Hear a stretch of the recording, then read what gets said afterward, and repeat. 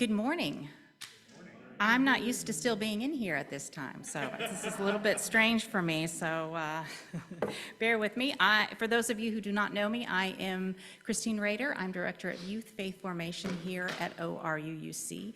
But today I'm going to speak from another hat.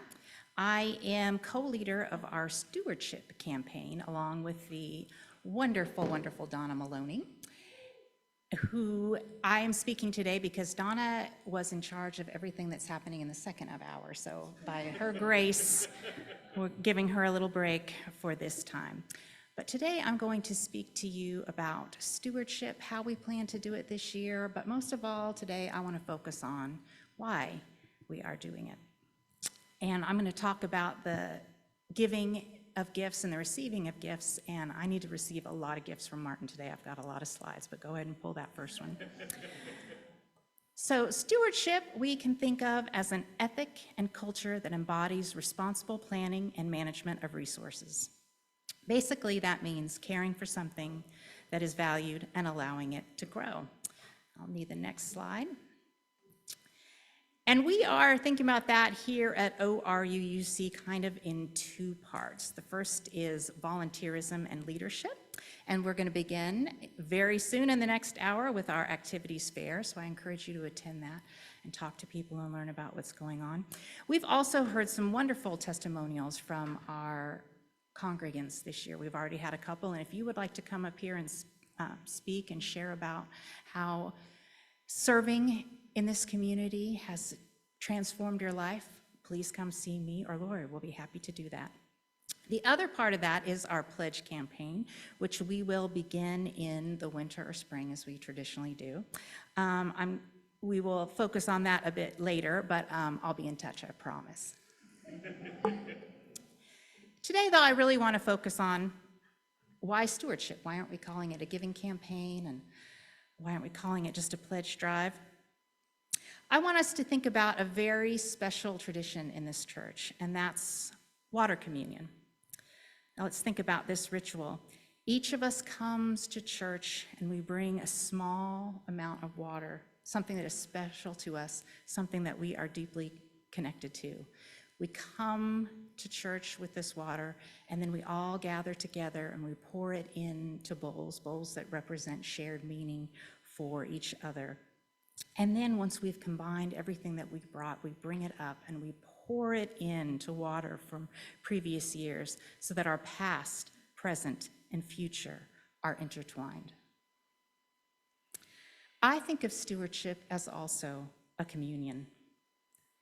It's a communion of the vision and work of those who came before us, those engaged in the mission of this church right now, and those who will carry our values and ideals into the future. Let's take a look at our beautiful memorial garden. Amongst the beauty of those flowers lay the beloveds who brought Unitarian Universalism to Oak Ridge and East Tennessee. They built this church a little bit up the road.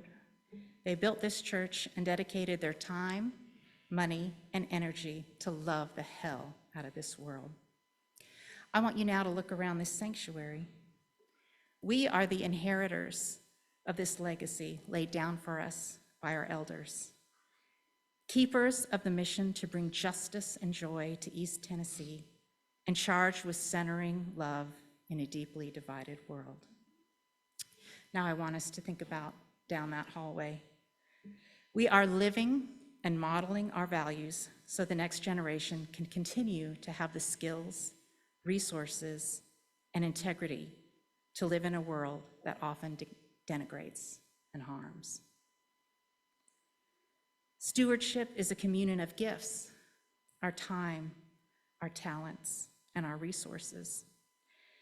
Generosity is one of the core values stated in Article 2. And giving invites us to share, participate, and grow in a life of abundance. Ideas of scarcity limit and contain us. Ideas of abundance open and grow us. When we are given gifts in community, we respond by giving. It keeps going and going. Stewardship is an important responsibility, but it is in and of itself a gift, a sacred and deeply spiritual one. And it's why we're here.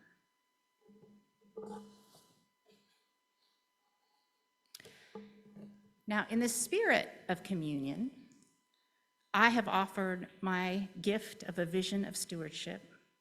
Now I'd like to spend a few minutes for you to talk about your gifts. We have a slide.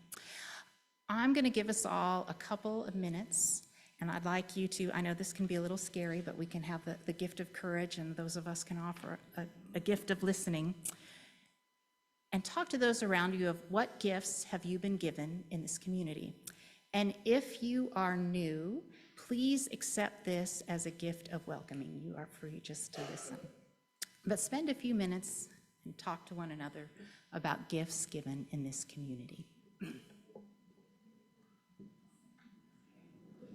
Thank you for the gift of music, Dan. It's been beautiful.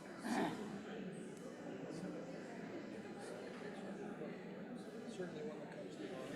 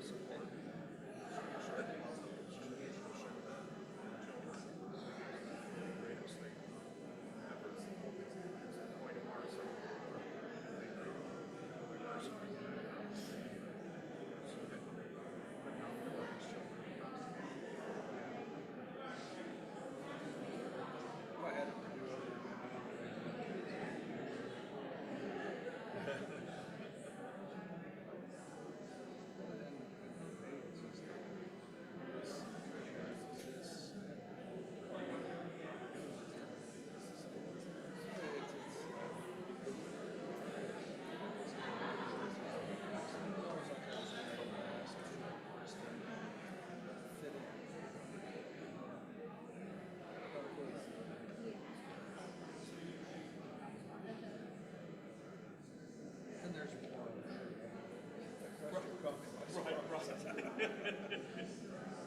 I'm one of those ones that, I'll think of 6 answers tomorrow. It's not meant to be a pop quiz. You're fine.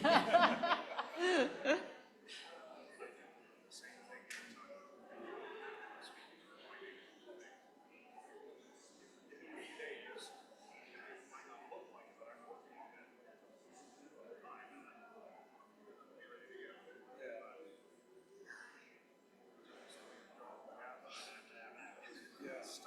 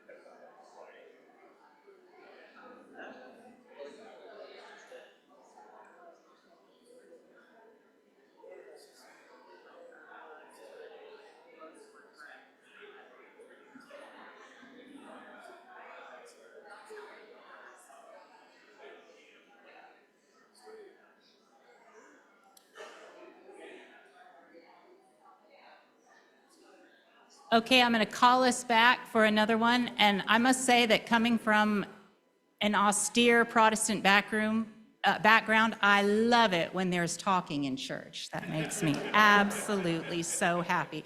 I've got one more question for us to consider. What gifts or gifts do you have to give this community? Take a few minutes with that one.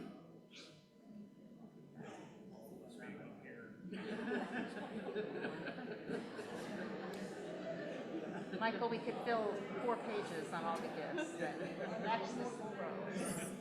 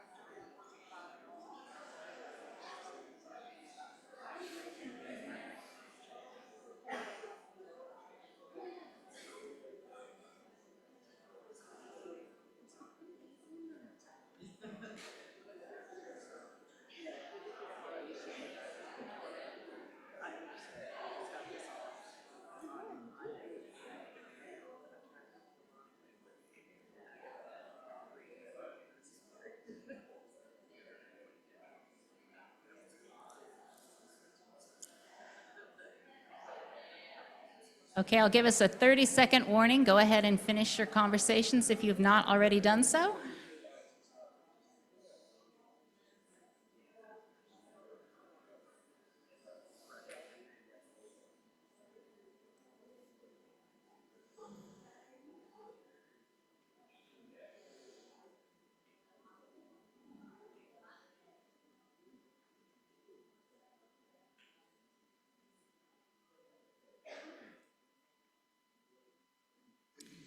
Thank you all for sharing the gift of your experiences. I will end today on a call to action. I've actually got a call to actions. I've got a few. I've got some in the short term and some in the long term. In the short term, you can get involved in just a few minutes. I encourage you to think about those gifts that you talked about that you have to give and those gifts that you've received.